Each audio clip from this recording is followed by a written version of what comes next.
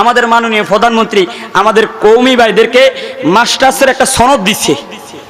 কোন না কি দিছে? আরে বাবা রে, বাইরে সনদ পাই রাস্তার মধ্যে আনন্দ মিছিল শুরু করে দিই।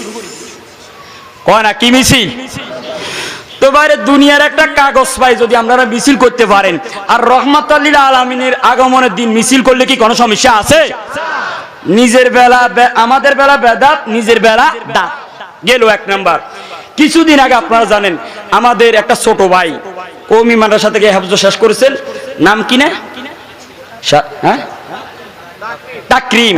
মানে আমরা ওর জন্য দোয়া করি, আমাদের ভাই, সে আমাদের দেশের গৌরব অর্জন করেছেন। সারা পৃথিবীর মধ্যে কয় নাম্বার হয়েছে?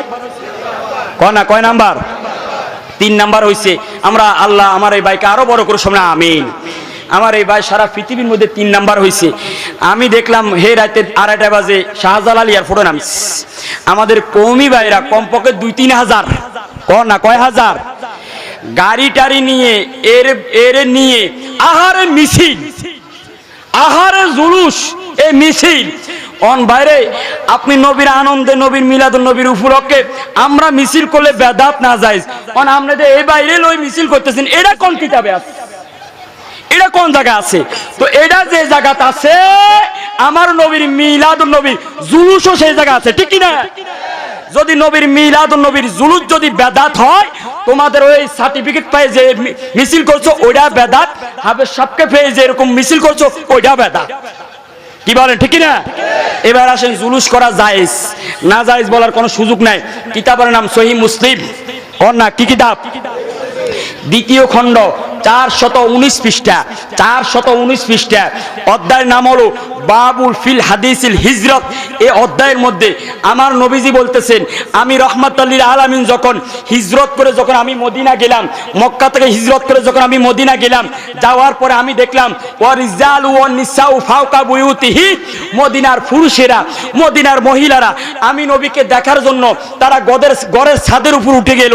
ওয়া তাফাররাকা গিলমানু ওয়া খাদামু ফি তুরুকিহিম, মদিনার ছেলেরা, মদিনার গোলামেরা, মদিনার যুবকেরা রাস্তার মধ্যে আমি নবীর আগমনে মিছিল শুরু করে দিল।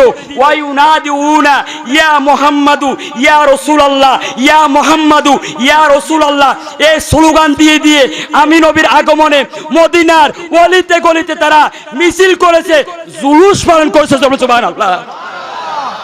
তো এখন যদি ছেলেরা এগুলো করছে, যদি এটা নাজায়েজ হতো, আমার নবী বলতেন, হে মদিনার ছেলেরা তোমরা এগুলো করিও না, এগুলো বেদাত, এগুলো শিরিক, এগুলো হারাম। আমার নবী কি এরকম বলছে? আরো জোরে বলছে? বলে না মানি জায়েজ, বলেন না, বলে নাই মানি, আরো জোরে বলে নাই মানি। তাহলে বলেন জুলুস করা কি জায়েজ নাকি না জায়েজ? সবাই বলতে হবে জায়েজ না না জায়েজ?